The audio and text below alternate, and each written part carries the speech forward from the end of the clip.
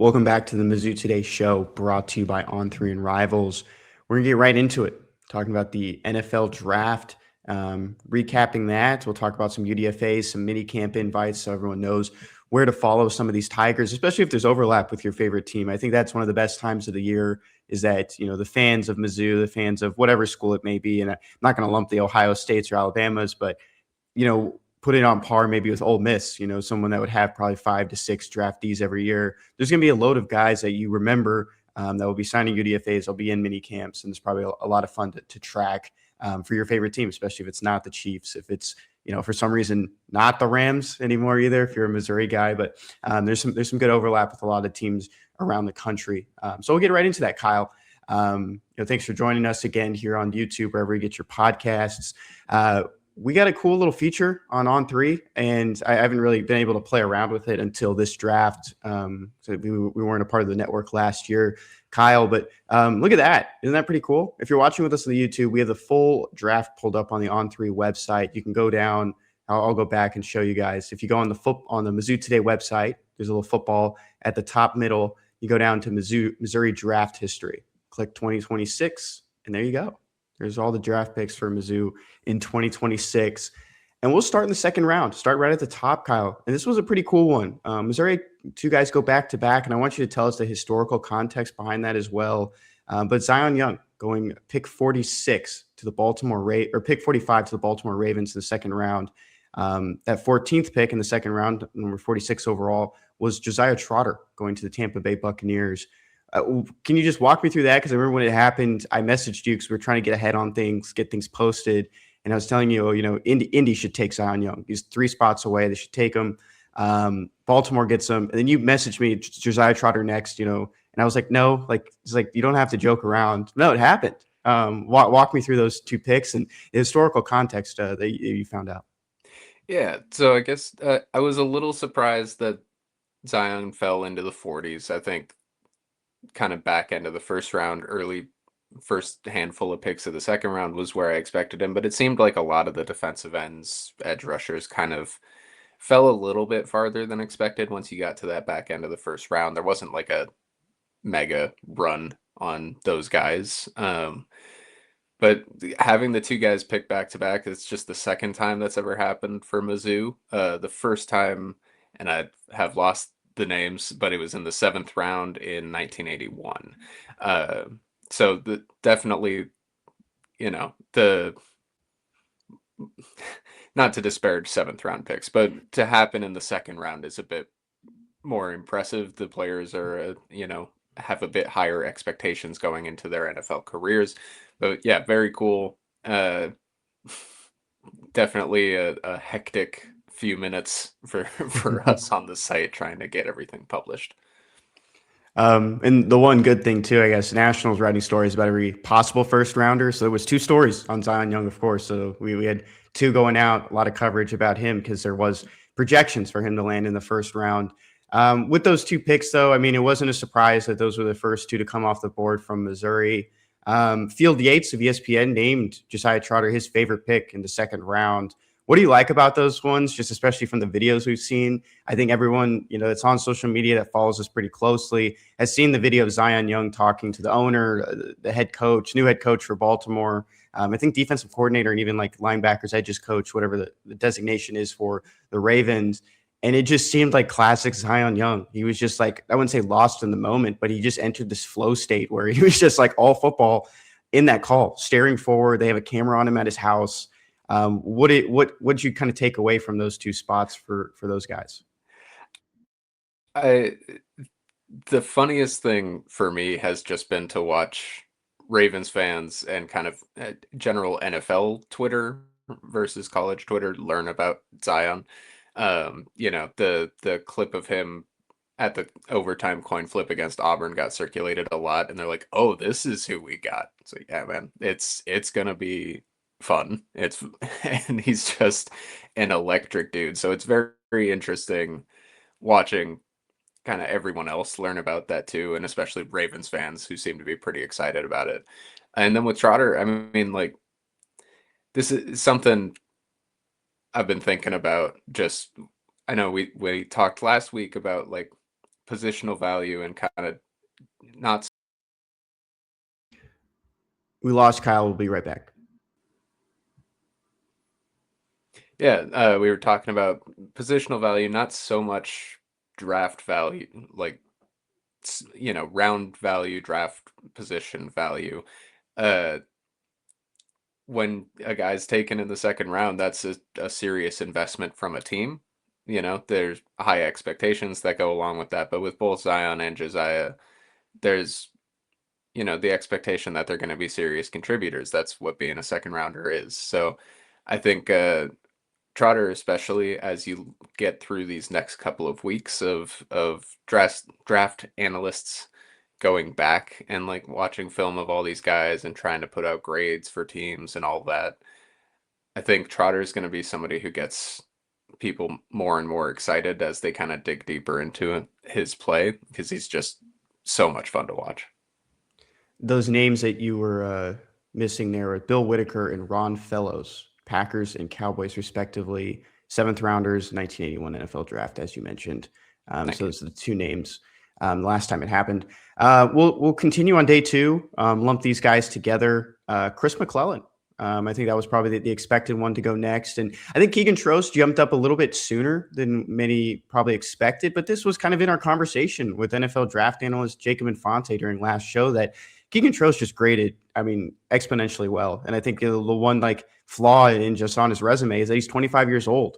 And he graduated the same year of high school as me. And, that doesn't feel that long ago, but in the same sense of a prospect, it does. A class of 2019, and you're in the 2026 NFL draft.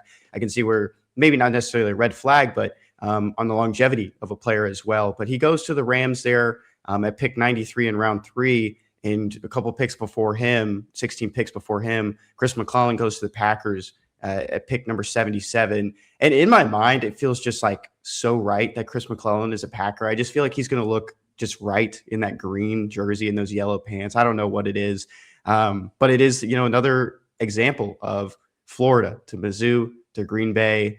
Tell us about that, and tell us about your reaction to Keegan Trost as well. I was going to bring that up too, where McClellan gets to go pair up with Teron Hopper. They didn't play together at Mizzou or at Florida. I think McClellan's freshman year at Florida probably would have been Hopper's first year at Mizzou, so they never would have crossed over. But interesting pipeline to start building up there. McClellan, I think, is kind of a upside developmental pick. He's just so big. I mean, like his measurables when compared to other defensive tackles, he's got all the size you could want. He was very, very good in college. I'm not trying to take anything away from that. He showed a lot in college, but the NFL level is a different thing. I think there's probably some extra development that needs to go in there, but when you've got all the measurables to begin with, that's stuff that can't be taught, right? So you can teach the other stuff, like Jacob was talking about with an extra pass rush move or two. Like that's stuff you can teach over time. Trost, yeah, you brought up the age thing. That was kind of why I figured he wouldn't go day 2. I thought he was probably a day 3 pick. And just because like there's all the upside stuff that we talked about, learning in different systems, having success with different schemes and at different levels of competition, and that's all now being looked at as a good thing by the NFL. And that's all great, but again, yeah, he's 25. Like that, and doesn't have the most explosive measurables or anything like that. It's not, Armand Membu last year had more explosive measurables and was 20. Like that's just a big difference if you're getting a dude at 20, 21 years old, kind of entering that early 20s physical period where you can continue developing them in a way that is harder in your late 20s. Or especially, if you give both of these guys, say, on to their second contracts, 3, 4, 5 years down the line, like that's a very different thing to be working with Armand Membu's second contract at 25 or 26 versus Trost's at 29, right? So that like age is probably going to be less of a factor across these next couple of years just because of how college eligibility worked out across the past handful of years, and NIL leading to guys staying in college longer instead of declaring early, all of that. So it's probably less important than it used to be, but it is still like, if you're trying to project down the line, saying like, yeah, we get to develop this guy as he's 22, 23, 24, 25 is a different conversation than we get to develop this guy at 26, 27, 28. It's just your body changes over time, and it's harder to get physically stronger as you get older. And I think it's more of an exciting thing too, Kyle, from the local side of knowing these stories, and then you see it like you mentioned with the Zion Young. The Ravens fans start to see that, like, oh, we don't know this guy. A lot of people, I would say, vast majority of Rams fans probably had no idea who Keegan Trost was, and that kind of comes with the NFL draft. But with his long career and only 1 year at Missouri, Mizzou fans should know who he is, and he was, I would say, parts more unheralded than others. And then by the end of the year, you realize that other people were paying attention with the postseason awards that he gets as well. And I made the joke, that the referees aren't going to ask for your ID when you're on the offensive line. So, hopefully that doesn't come back to bite him at any point, because he does have, the track record of being a very efficient offensive lineman. Like you mentioned, maybe the measurables don't jump out, but doesn't really commit many mistakes on the offensive line, doesn't commit many penalties. So I think that's a big positive going forward. And still listed as an offensive tackle, but Jacob did mention they could swing on the inside. Last thing I'll mention too, on just like those kind of small connections that kind of go a long way. At Josiah Trotter's draft party, Derek Nicholson was there, linebackers coach. He only had him for 1 year. I think that was a big deal to be able to be there with him. And D Nick sent some guys to the NFLs before at past stops. Lumping in the guys from day 3 together, round 5 pick, Kevin Coleman Jr., pick 177, 37th in that round 5. Going to the Miami Dolphins, wide receiver is going to team up with a former Missouri wide receiver and Theo Weiss Jr., who never played together, but they were 2 massive transfer hits for Missouri in that time, and Theo signed as a UDFA last year. In round 7, the 4th overall pick in that round, 220th overall in the entire draft, the Buffalo Bills selected cornerback Toriano Pride Jr., closing out that draft class. And we'll talk about UDFAs and minicamp invites here in a second. What do you make of those? Both the St. Louis guys going on day 3. There's now 2 East St. Louis guys going back-to-back classes for Missouri, with Luther Burden being a second rounder last year. And that's just kind of like, those were like the 3 guys in St. Louis back, in their respective high school class earlier in the decade. Yeah, this is the other side of what I was talking about with Trotter and the draft positional value. Day 3 guys, you're taking a shot, and that's a little less true in the 5th round versus the 7th, but like, both of these guys are a little undersized going to the next level, but both have some pretty impressive physical traits. Kevin Coleman's very, very shifty. I think like we talked about last week with Jacob, the punt return value gives a lot of kind of extra value to his pick. There's ways for him to produce that's not just jumping right into the primary group of Dolphins receivers. I do find it very fun that he gets to go pair up with Theo Weiss in a receiver room. I think a lot of Mizzou fans might be interested to see what the Dolphins end up doing at quarterback. But I wonder with Coleman specifically how much his draft position was affected by poor quarterback play, because we talked about that with Jacob. There's a certain amount of draft analysis that comes from production, right? And Coleman's production slipped this year versus his year at Mississippi State, and that's not really his fault looking back at it. I mean, he was just a victim of inefficient quarterback play at times. So we'll see. Maybe he can prove that he should have been, a day 2 guy and paired with McClellan and Trost there. And talent wise, I think he probably is, but production wise this season, he was not.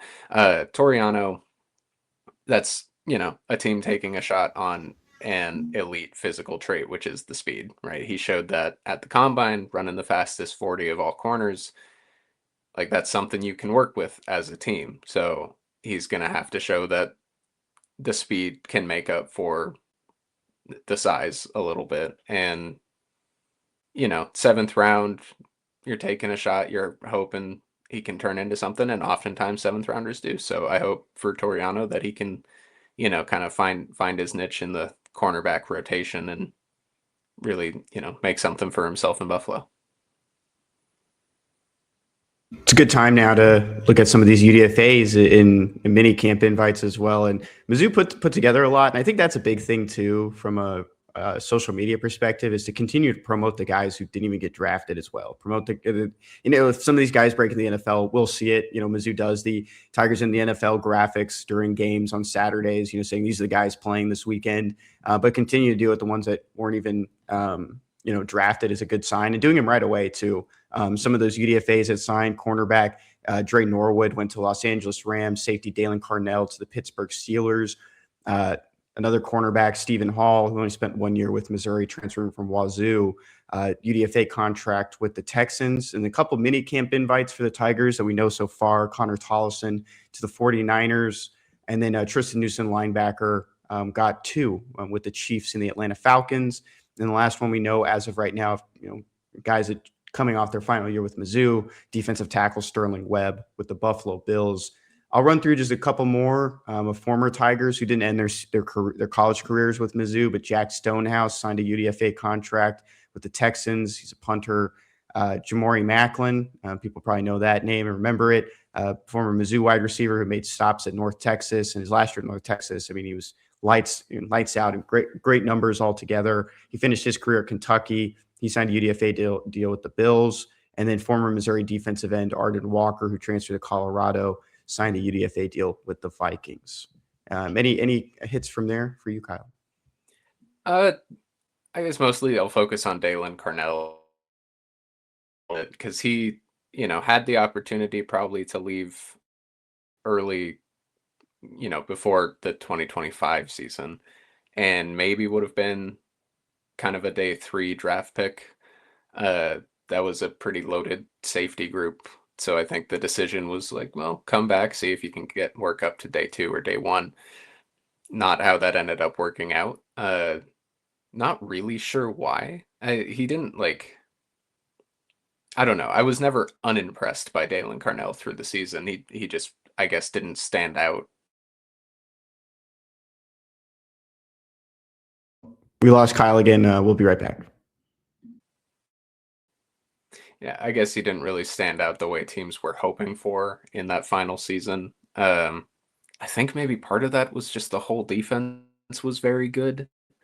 It's harder to stand out on a unit that's loaded with 2 second-round picks, a 3rd-round pick, a 7th round pick at corner, a couple UDFA corners,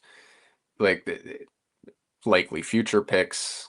There was just so much talent kind of all around the defense that maybe he got just kind of overshadowed by the group a little bit.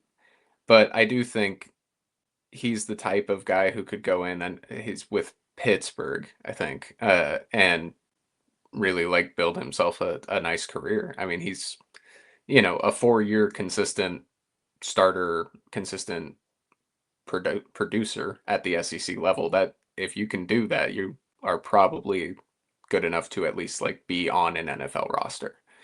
So he's the guy out of that group that I would look for and say, I still expect him to be on a roster on Sundays a handful of years down the line, I think. He kind of fell in that camp of going into last year. Is he came back. There was probably draft opportunities. Maybe, there were conversations certainly being had. And then Jalen Catalon joined that safety group as well. And there was some people that even Jacob Infante talked about it, that even after his time at UNLV, with all the accolades that he was stacking up in the Mountain West, maybe there was an opportunity for him as well in the NFL draft. But he came back, went to Mizzou for that final year, and really didn't have the best year altogether. And he still hasn't signed anything or received a mini camp invite to our knowledge. It probably likely won't be happening right now, but maybe something falls his way, in the professional ranks of the other leagues that are happening around with UFL as well.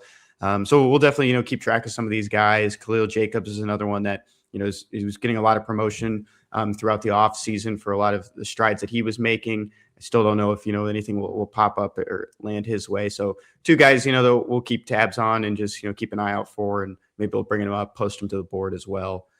But Kyle, on the other side, we'll be talking my neck of the woods. We're talking about some recruiting, some guys that possibly could be in that camp in years to come. Before we get to that, quick read from our sponsors over at Rhoback. There's only one way to describe Rhoback: best fit, best feel. For those who aren't familiar with Rhoback, they're completely changing the game with their incredibly comfortable active wear.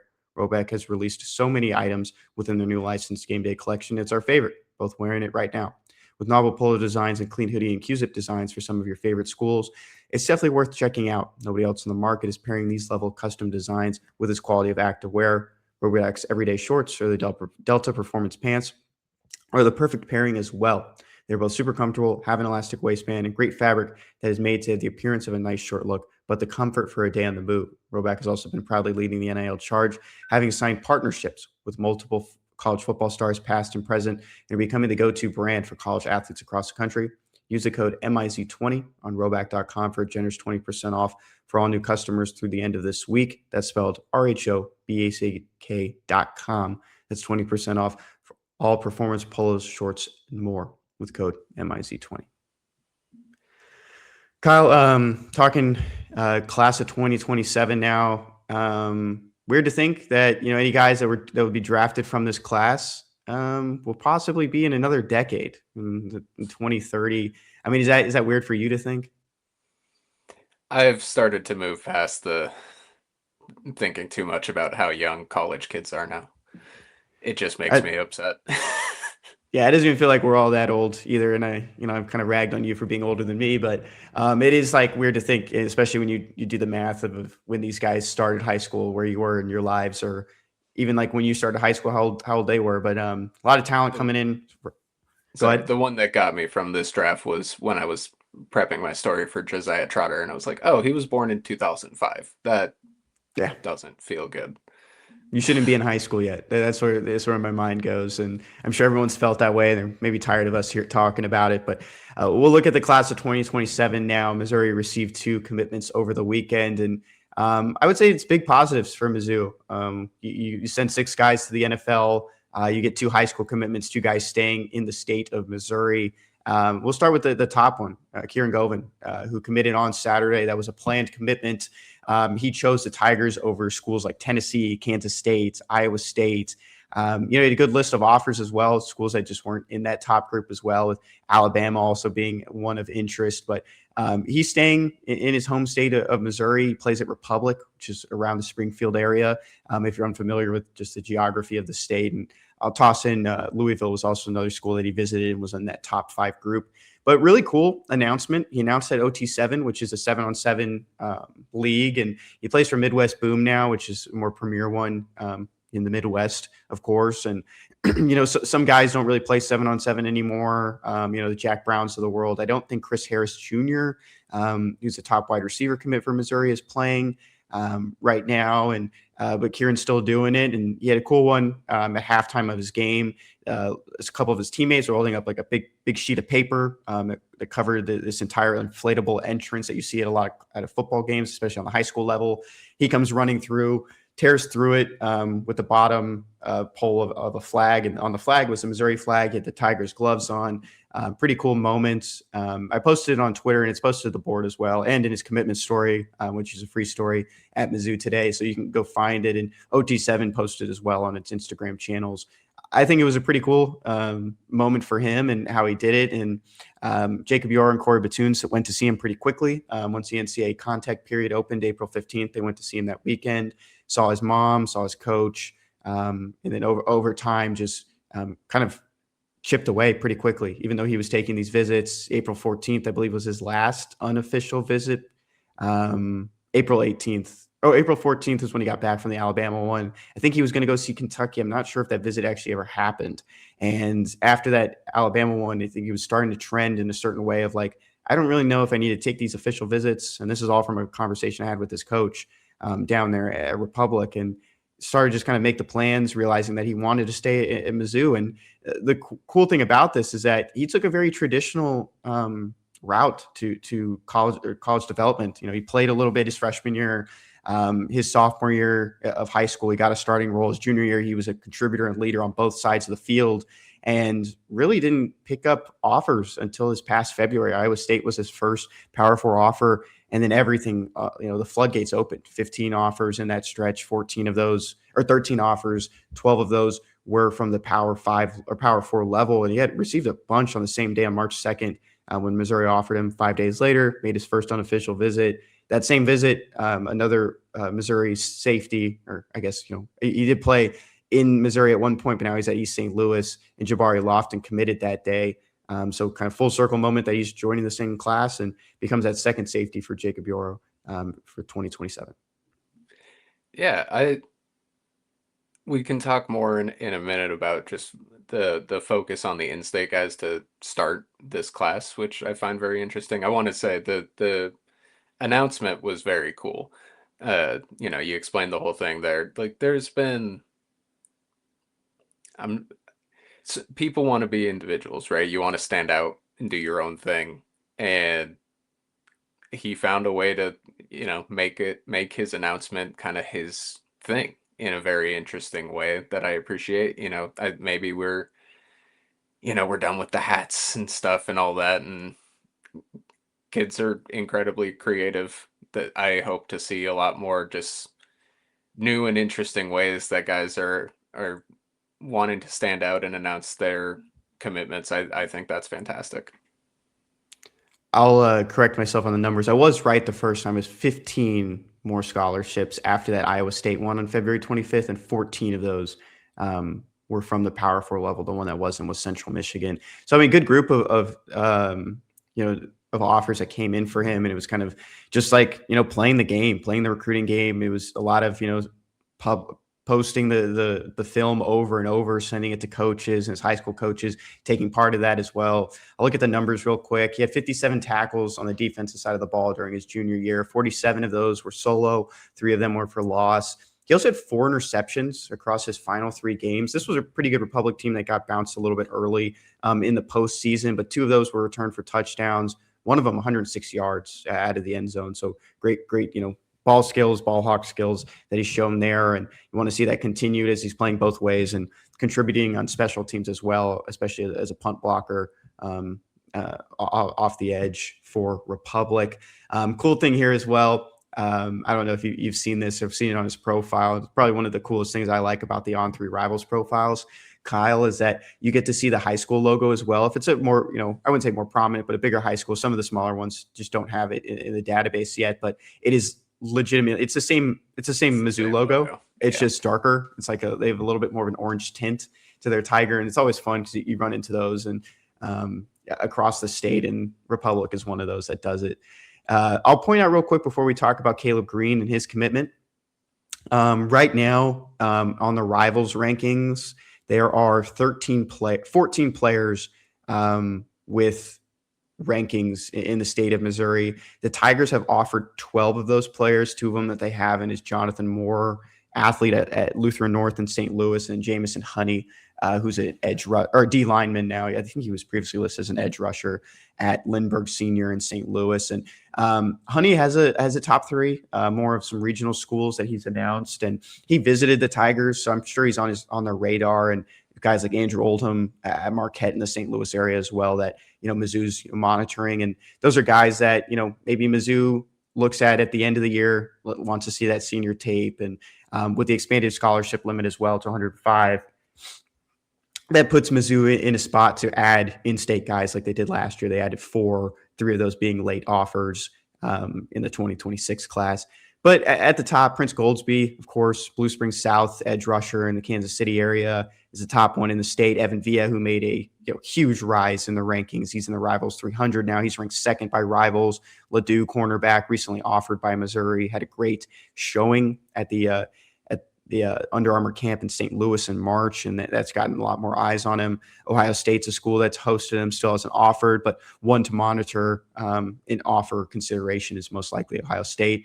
Number 3, Jack Brown, and there's no worries about him, flipping. He's doing a lot of recruiting himself, and I think he's very comparable to Jack Lang, St. Louis area kid, and he's going out and doing his thing about wanting to keep guys home. And I think this is going to be a 2027 class that could have a lot of roots in its own state. And there's not, some guys I would probably consider leaning towards Mizzou than others. And one of them is Braden Harris. He announced a top 3 of a story on Mizzou Today about that. He's 4th in the state. Another guy, great St. Louis camp with Under Armour. He's in the Rivals 300 up to 4th in the state. He's also considering Arkansas and Kansas State. He wants to take all of his OVs. I think, it's two schools behind Mizzou battling for him with new staffs, but I think Kansas State definitely has the edge there. Braden really liked Manhattan, and I think it's a little bit more comparable to his friends down in Jackson as well. He's a big hunter, big fisher. Seems like that's a big one as well. Running through some other ones, Chris Harris Jr., Missouri wide receiver commit in the Rivals 300, Lee Summit West. Alabama's one to watch. Michigan has expressed some interest as well with some recent follows. No offer there, but he's pretty locked in with Missouri right now. Kyler Kuhn, interior offensive lineman, one that I'm sure Mizzou fans know at St. Pius the 10th in Kansas City. He has Mizzou in his top group. Kingston Miles, running back at St. Louis, St. Mary's. That's going to be one that a lot of people are pulling for, with Jamal Roberts being a product of there as well. And Auburn landed Myson Johnson Cook, which was a school also on the top of Kingston Miles' group. And Myson Johnson Cook is from East St. Louis. And those two guys know each other. The coaching staffs know each other. But that's probably a good sign for Mizzou that Auburn has its running back right now. Keiran Govan, KG, as they call him, 8th on there. Kobe Rhymes, 9th, North Kansas City linebacker. His recruitment's very quiet, doesn't really talk much. 10th spot. Marshawn Ivy, linebacker. Mizzou does lead there. Mizzou's in that top group. I don't know if he necessarily ends up at Mizzou right now, just saying that. And, that's not necessarily a bad thing. They've got a linebacker in state, and I think Caleb Green, who we're going to talk about here in just a second, is heavily underrated. And that's hard to say, to say that about your own employer, but the numbers and the steps he's taken, we'll get to that just in one second. Deng Tong, Kansas commit. He visited Mizzou in April and was offered by the Tigers as well. Very speedy wide receiver. We got a story on him at Mizzou Today as well, if you want to check that out. Currently committed to KU. I wouldn't be surprised if that doesn't, change at some point. I'm surprised that other schools haven't offered him yet. Maybe some don't buy in too much with those numbers right away, but I mean, he's got the speed to play in the SEC, and he has an offer from Mississippi State as well. But Mizzou's really the only one jockeying with Kansas.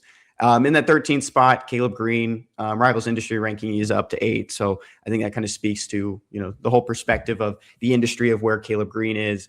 And he committed a little bit surprisingly on the timing to Mizzou on Sunday. And if you know the name, his older brother is Keiran Green, starting left tackle for the Tigers. So they won't play with each other. Both products of Lee Summit North, but Caleb has been in the shadow of his brother. I think that is definitely fair to say that, his brother finished in the top 100 recruits in the class of 2023, went to Oklahoma. He was a big deal when he went there, even bigger deal when he entered the transfer portal unexpectedly and transferred to Missouri, where he's going to finish out his college career and where he's projected to be a first-round pick. And so I think that's where these conversations have gone with, he wants to continue his family name. He said the best in Missouri stay in Missouri, and a lot of these roots and the foundation of this 2027 class will possibly be a lot of these in-state guys who want to buy into that mantra again, that, close the borders, something that Mizzou has kind of gone away from in the past as they've become a more national program. But with Caleb, 115 plus tackles in his junior year, transformed his body. He was too big to play the linebacker position. He was pushing like 220 as a high schooler. And his linebackers coach who showed up, Elijah Lee, probably a name that some Kansas City fans will know. He played for the Chiefs in the NFL and said, you don't need to be this big. The thing I'm going to preach to you is being fast, nimble, and movable. And this is exactly what he did. And, he even told Lee that Green said this, Caleb Green, I thought I was going to go to JUCO. I did not think that this was possible. And now he's, he's the first linebacker in the 2027 class for Missouri. So I think all around it, it was a good get. Timing was a little bit of a surprise for me, but no big offers were kind of rolling in for him. He had interest from Iowa State, but it was really just Missouri State and Tulsa were the other ones that were pushing for him right now. And I think he's a good one to get locked in because I think him and Govan, with good senior years, will certainly move up in their rankings and definitely get more consideration at their positions.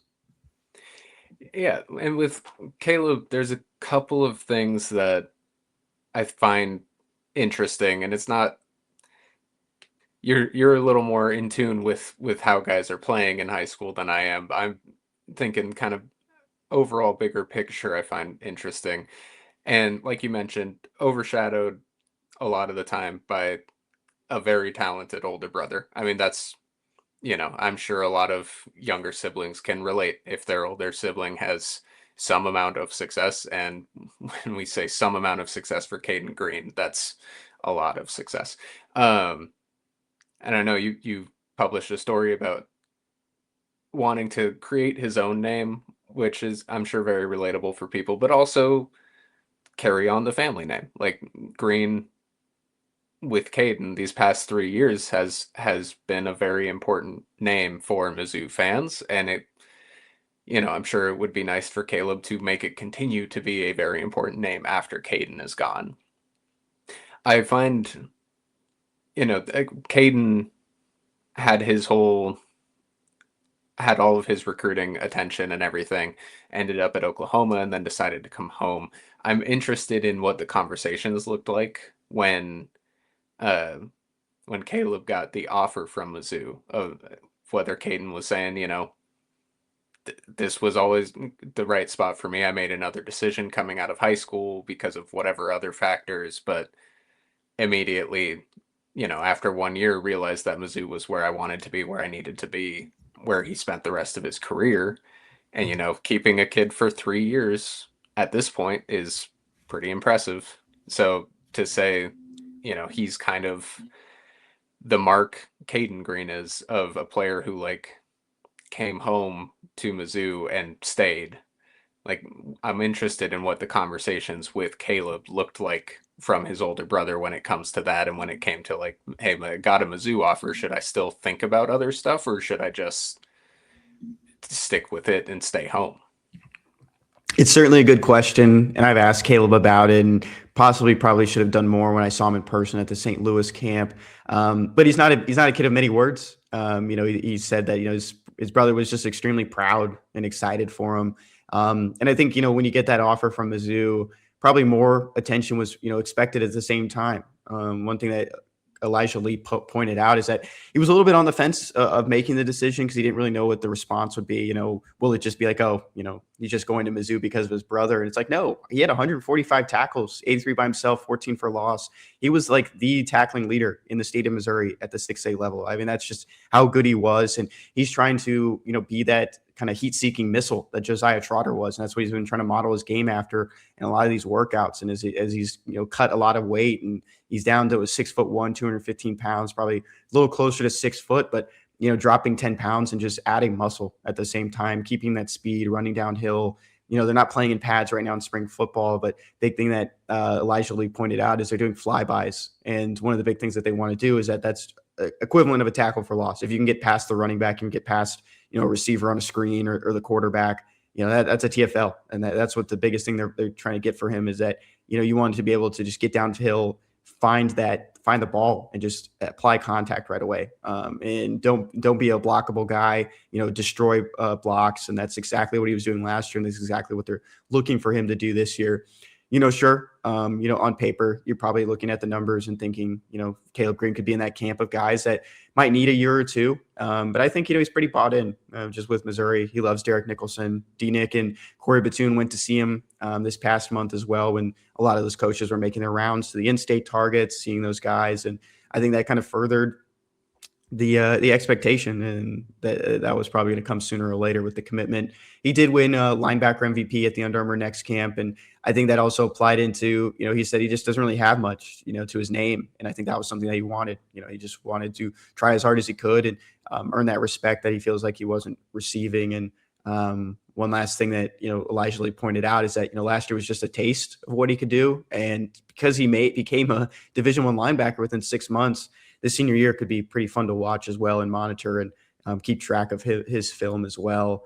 But it's just another foundation of keeping guys in state, and Jack Brown, Chris Harris, even Braylon Warren, the quarterback commit, who's over in Omaha, Nebraska at West Side.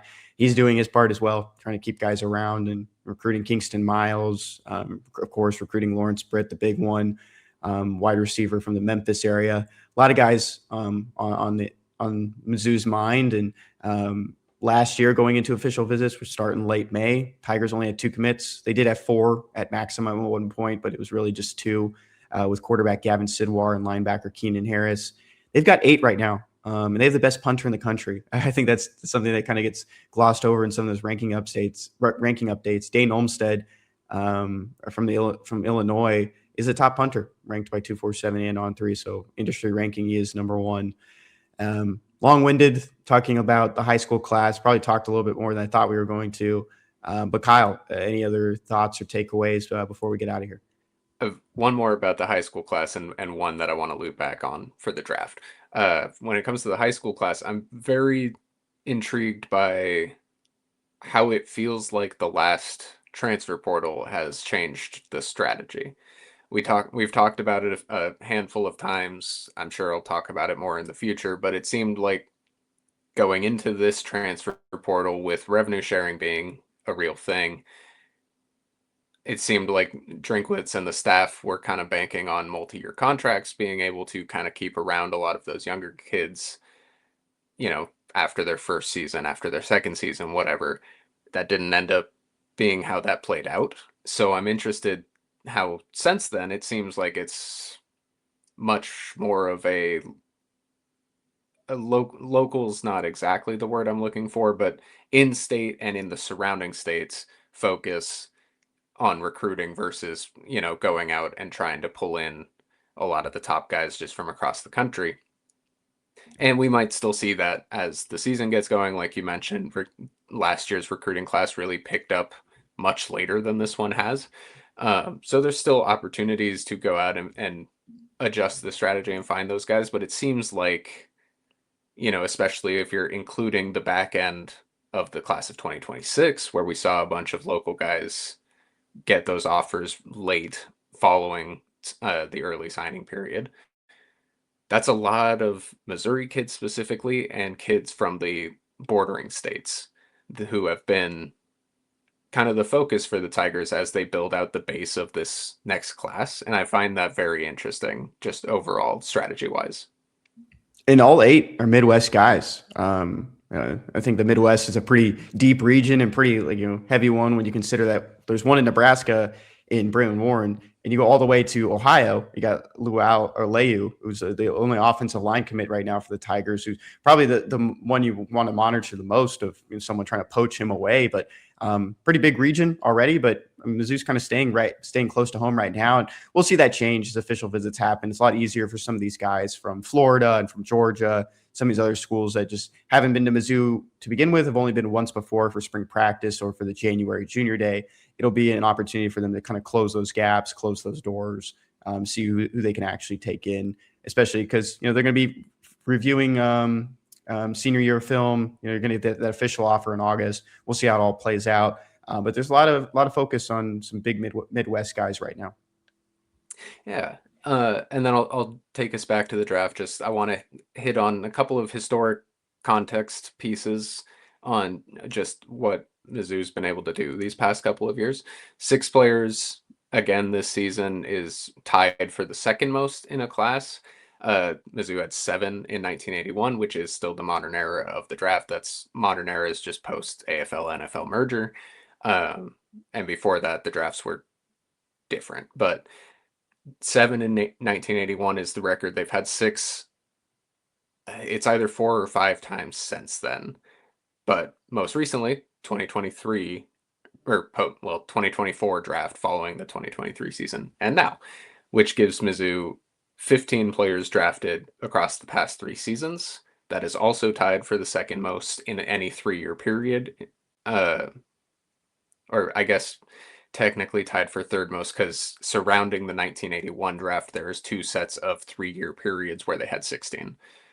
So you could do, outside of that one 1981 inclusion, 15 is, the most in a long time for a 3-year period. And what Eli Drinkwitz has done with being able to put players into the NFL. We mentioned the UDFA contracts afterward. It really balloons that total number if you include those, because I think it was like 6 more after the 2024 draft and like 6 more, 7 more last year after the draft. Like the Tigers have done a really good job of getting guys opportunities in the NFL following their either senior seasons or leaving early, whatever the situation is, following their time at Mizzou. And I mean, a big part of why, you talk about like program momentum and the program growth that we've seen under Drinkwitz, starting really with that 2023 season, but building the base before that. This is a big factor in it, because if you can consistently say we put guys in the NFL, like even with the way college football continues to become more and more of just a professional league, it's a stepping stone for the best players. That's always going to be the case. The goal is never to stay in college football forever for the best guys. It's to move on to the NFL. And if you can consistently say like, hey, you've got a real shot here. If you come here and you stay here and you develop here, we'll put you in the NFL if you deserve it. Like it's been really impressive across these past few years. And 15 across the past 3 years put Mizzou in a pretty elite group of colleges. I think it was 16 total colleges have had 15 or more players drafted in the past 3 years. And that's a lot of like Ohio State, Michigan, Notre Dame. Like it's that group. And then there were a couple of teams in there that had not made the college football playoff, and that was Mizzou and Iowa. And I think that might have been pretty much it. Everyone else who's putting out like on average 5 players a season across the past few years is in the playoff at least once in that time period. Would you call it the Mizzou way? I mean, I'm just kind of spitballing ideas here for It's an this interesting new idea. should we trademark it? Zooprint? Zooprint gets too much flack, and we're going too niche here. And there's been a couple people pointed out on the board when it happened, but it came out last June. There's always a name for each class, and Zooprint is the one. But instead of the Z, it's a 2. Instead of the T on print, it is a 7. And I think it kind of ties into with the stadium. A lot of the graphics that you've seen are very tied into with rebuilding and growth. And it's exactly, I mean, it's a good marketing by Mizzou. I mean, heck, it is Mizzou of all places. Good J school, good business school. I'm sure they can figure that out, and I'm sure they've been doing well with it. Kyle, any final thoughts? If not, I'll try to spell your last name and tell people where they can find you on Twitter. No, I think I'm good. Just the draft was very, very successful for Mizzou in more ways than one, and it's been a really great run for the Tigers, and now they're building up for the future again in a way that I find very interesting. All around, a really good weekend for Mizzou football, even post-draft, UDFAs, mini camps, 2 high school commitments. Seems like everything's going the right way PR-wise for football as well, and what they can kind of show to a lot of these incoming players, recruits, transfers, the whole 9 yards. You can follow Kyle on X at Kyle_McAreavy. Get all of his updates there. He's in softball mode as well, baseball. He's been covering both of those as we near the playoffs, and he was covering softball last night. So good things to keep an eye on. He's got an article coming up Thursday at 6 a.m. So the morning crowd, there will be a story on softball and kind of the expectations and outlook for this following weekend. But the 50% off promo is over. I said that we didn't know when it was going to end, but it did officially end. But you can join Mizzou today for $1. Try it out for the first couple of days for $1. See if you like it. See if you like the national site as well. Pretty deep national team. Keeps growing as well. Chad Simmons on the recruiting side signed an extension. So someone that's been on the board as well, helping out with the guys on the East Coast or even in the South. So keep track of all that. You can join us at MizzouToday.com. Join us in the Tiger Walk.